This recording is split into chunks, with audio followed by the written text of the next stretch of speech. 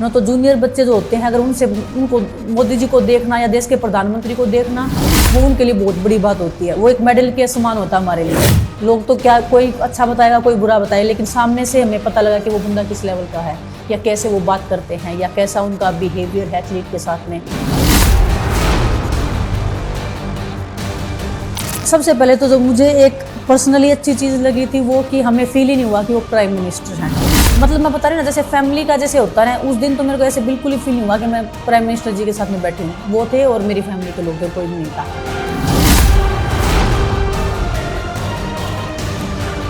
और विनेश, ये तो मेरे ही परिवार की है। क्या बेटा, बहुत तुम गुस्सा आ गया, तुम्हें अपने आप पर गुस्सा क्यों करते? उनको इतना भी पता है कि मेरे को गुस्सा आता है, तो समझिए ना कि पर्सनली वो कितना एक एथलीट के बारे में वो जानते हैं या इंटरेस्ट लेते हैं जानने के लिए कि वो कैसा है, एज ए ह्यूमन बीइंग कैसा है। जब इंडिया का प्राइम मिनिस्टर आपके बैक के पीछे खड़ा है और बोल रहा है कि आप डरो मत या आप घबराओ मत, हम आपके साथ में खड़े हैं, डिसपॉइंट मत हो, कभी नहीं, कभी हार गए तो कभी जीत गए, आप हार गए तो हम आपके साथ आज भी हैं, तो वो जो छोटी सी बात होती है ना, हम आपके साथ हारने के बाद भी, वो चीज़ मोटिवेट करती है। उनके जो चमक थी ना फेस पे, मैं खुद शौक में थी कि मैं इतनी यंग हूँ, मेरे फेस पे इतनी चमक नहीं है, इतना क्रीम लगाती हूँ मैं और वो बिना कुछ भी किए उसके बाद भी वो चमक रहे हैं। तो मतलब कि क्या था ये। 2016 में रियो ओलंपिक्स जाने से पहले हम, मतलब उन्होंने पूरी इंडिया टीम जितनी भी जा रही थी तो उनके साथ उन्होंने मुलाकात की थी, तो तभी हम पहली बार मिले थे। 2016 में रियो ओलंपिक्स से पहले जब मैं मिली तो मेरे लिए बहुत बड़ी बात थी। तो जूनियर बच्चे जो होते हैं, अगर उनको मोदी जी को देखना या देश के प्रधानमंत्री को देखना, वो उनके लिए बहुत बड़ी बात होती है। वो एक मेडल के समान होता है हमारे लिए। लोग तो क्या, कोई अच्छा बताएगा कोई बुरा बताएगा, लेकिन सामने से हमें पता लगा कि वो बंदा किस लेवल का है, या कैसे वो बात करते हैं, या कैसा उनका बिहेवियर है एथलीट के साथ में। स्पोर्ट्स पर्सन के लिए वो कितना पॉजिटिव है या कितना प्रोटेक्टिव है। तब उन्होंने मुझे इन्वाइट किया था कि पूरी फैमिली के साथ मिलना, तब मैं अपनी फैमिली के साथ भी उनसे मिल के आई थी।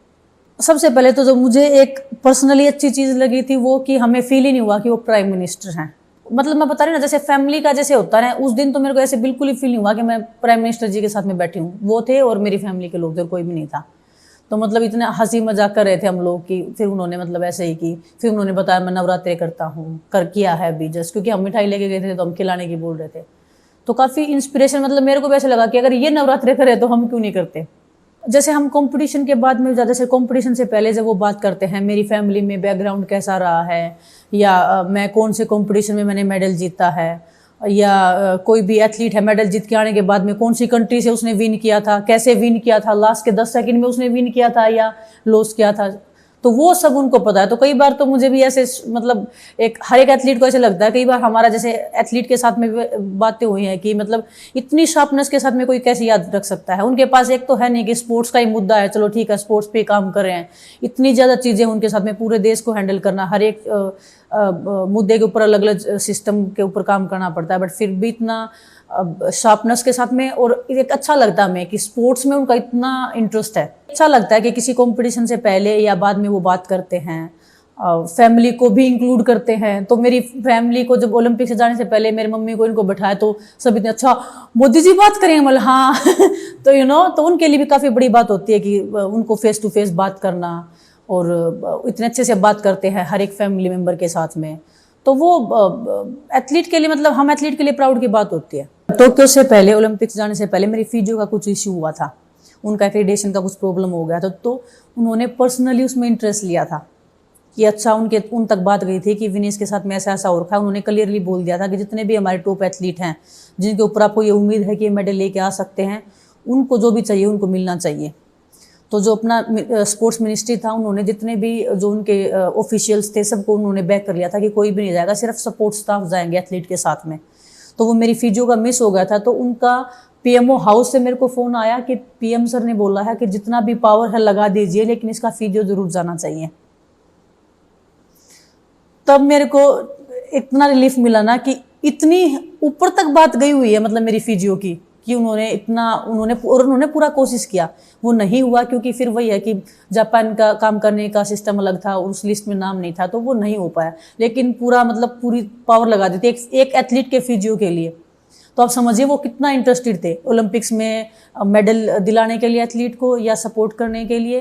उनको इतना भी पता है कि मेरे को गुस्सा आता है, तो समझिए ना कि पर्सनली वो कितना एक एथलीट के बारे में वो जानते हैं या इंटरेस्ट लेते हैं जानने के लिए कि वो कैसा है, एज ए ह्यूमन बीइंग कैसा है। ओलंपिक्स के बाद में उन्होंने बोला था कि गुस्सा मत करो और इतना हताश नहीं होना चाहिए। तो काफ़ी वो चीज़ें काफ़ी ऐसे टाइम पे मेरे साथ हुई थी कि मैं जहाँ पे मेरा लाइफ का एक ब्रेक पॉइंट था कि उसके बाद मुझे नहीं पता क्या होना है अभी, इसके बाद मुझे क्या करना है। जब इंडिया का प्राइम मिनिस्टर आपके बैक के पीछे खड़ा है और बोल रहा है कि आप डरो मत या आप घबराओ मत, हम आपके साथ में खड़े हैं, डिसपॉइंट मत हो, कभी नहीं, कभी हार गए तो कभी जीत गए, आप हार गए तो हम आपके साथ आज भी हैं, तो वो जो छोटी सी बात होती है ना, हम आपके साथ हारने के बाद भी, वो चीज़ मोटिवेट करती है कि चलो ठीक है। मतलब अगर देश का प्रधानमंत्री आपके पीछे खड़ा हारने के ऊपर भी, फिर हमें क्या चाहिए। जब मैं हार के आई थी तो जीतने वाले तो पहली बात तो हमें यही विश्वास नहीं था कि हारने के बाद हमें बुलाएंगे, क्योंकि कभी भी ऐसा हुआ नहीं था कि हारने के बाद आपको बुलाया गया है। बट हारने के बाद भी मेरा लिस्ट में नाम था। स्पेशल पीएमओ हाउस से फ़ोन आया था कि आपको आना है, तो मैं गई। फिर काफ़ी डिफ़िकल्ट टाइम था मेरे लिए, बट सर ने मतलब एक लाइन बोली थी उस टाइम पे कि हार को दिल में बसने मत दो, जीत को सिर पे चढ़ने मत दो। वो जीतने वालों के लिए भी वो लाइन थी, हारने वालों के लिए भी वो लाइन थी। तो सभी एकदम से कि मतलब अच्छा, इतने बड़े अगर बंदे से, जो देश का प्राइम मिनिस्टर है, जो इतना पावरफुल है, जो जिसकी बातों का मैटर करता है हम एथलीट के लिए, उनका ऐसा बोलना, ऐसे टाइम पे बोलना, तो दोनों खिलाड़ियों मतलब जीतने वालों को हारने वाले को एक साथ मिक्स करके एक ऐसी बात बोल दी कि जीतने वाले भी अलर्ट हो जाए, हारने वाले भी अलर्ट हो जाए। मैं खुद पूछ रही थी उनसे, मैंने उस दिन पूछा था कि मैं सर आप पूरा दिन काम करते रहते हो, आपको टाइम कैसे मिलता है इतना फिट रहने का, क्योंकि बिल्कुल ऐसे फिट दिख रहे थे।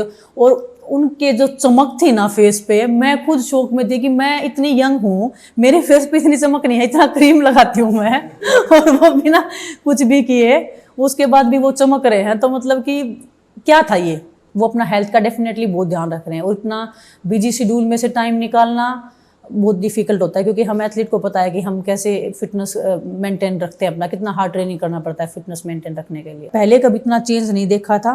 अब जितना हमारा फैसिलिटीज़ है, जो इक्विपमेंट्स हमें मिल रहे हैं पहले के कंपैरिजन में, तो मैं खुद मतलब बच्चों को बोलती हूँ कि इससे ज़्यादा तुम्हें और कुछ नहीं चाहिए। अगर इसके बाद भी अगर कंप्लेन करोगे कि हमारे पास सुविधाएं नहीं है, तो फिर वो बेवकूफ़ी वाली बात है। इतना अगर कुछ मिल रहा है, अब पहले जैसे हमारे पास एसी हॉल नहीं था, अभी एसी हॉल हम ट्रेनिंग कर रहे हैं। और कोई भी कंपटीशन होता है, कुछ भी होता है, अगर किसी भी एथलीट को प्रॉब्लम होता है तो प्रधानमंत्री जी खुद इंटरेक्ट करते हैं मतलब एथलीट के साथ में कि आपको प्रॉब्लम हुआ तो क्यों हुआ, तो उनकी नज़र है हम पे।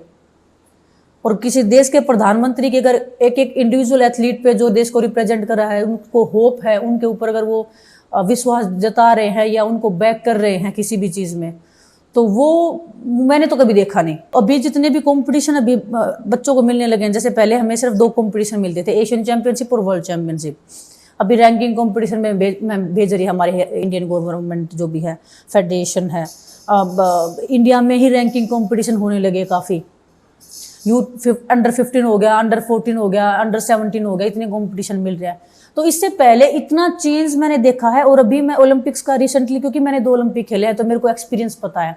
जब मैं रियो में गई थी तब वो माइंडसेट एथलीट का ये था कि हमें ओलंपियन बनना है। वो जो पॉजिटिव इन्वायरमेंट जो एथलीट में आया ना, जो पॉजिटिव माइंडसेट जो हम एथलीट का बनाया कि ओलंपिक में आए हैं तो ओलंपियन बनने के लिए नहीं, मेडल लेके आने के लिए, तो वो डेफिनेटली हमारी गवर्नमेंट का बहुत बड़ा हाथ है उसमें। बैक करने वाला सिस्टम मिला हुआ है, जो टॉप स्कीम है। ओलंपिक से पहले मैं पूरा यूरोप में मैं ट्रेनिंग के लिए गई हूँ, मैं कंपटीशन में गई हूँ, हर एक चीज़ में मेरे को कोच चाहिए, मेरे को फिजियो चाहिए, या कुछ भी मतलब कुछ भी, वो सब मेरे को मिला है। तो वो टॉप स्कीम जो रियो के बाद में जो उसमें चेंज आया ना, जो सिस्टम में जो लोग बैठे हैं अभी स्पोर्ट्स को सपोर्ट करने के लिए, वो देख के अच्छा लगता है कि हाँ, कि जिस चीज़ को हम इतने सालों तक मिस कर रहे थे या हम बोल बोल के वो कर रहे थे, वो उस पर सुनवाई हो रही है, उस पर रिएक्ट कर रहे हैं लोग, उस पर काम हो रहा है। वो स्पोर्ट्स के लिए ज़रूरी था। और वो भविष्य मतलब अगर मैं बोलूँ कि उज्जवल है, तो डेफिनेटली उसमें कोई गलत बात नहीं होगी।